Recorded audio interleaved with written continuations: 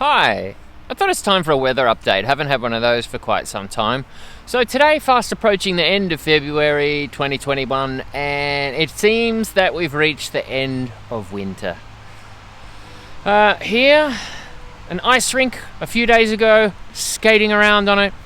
Although today, Liam's figured out how to do gumboot skating. So it's going pretty well also. Yeah.